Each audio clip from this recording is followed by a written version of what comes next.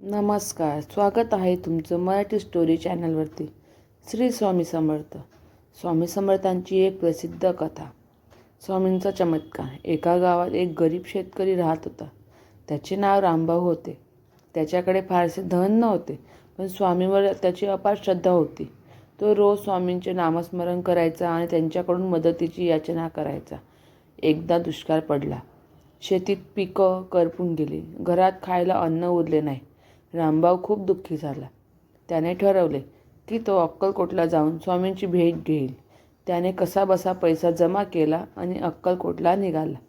अक्कलकोटला पोचल्यावर तो स्वामींच्या मंदिरात गेला. स्वामी एका झाडाखाली बसले होते. रामभाऊ त्यांच्या पाया पडला आणि रडू लागला.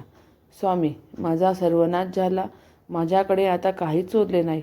माझ्या कुटुंबाला कसे खायला घालू? स्वामींनी त्यांच्याकडे पाहिले आणि हसले. ते म्हणाले, अरे भिवू नकोस, मी तुझ्या पाठीशी आहे. रामभाऊला काहीच समजले नाही. तो परत गावात आला.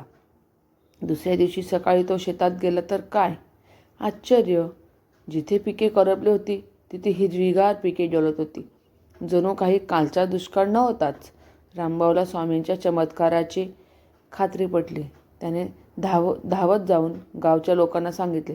सर्वांनी स्वामींचे आभार मानले. तेव्हापासून रामभाऊ आणि गावकरी स्वामींवर अधिक विश्वास, श्रद्धा ठेवू लागले. तुमचा स्वामींवर विश्वास आहे? या चॅनलला सबस्क्राईब करा. स्वामी तुमच्या पाठीशी आहेत. श्री स्वामी समर्थ मैत्रिणींनो.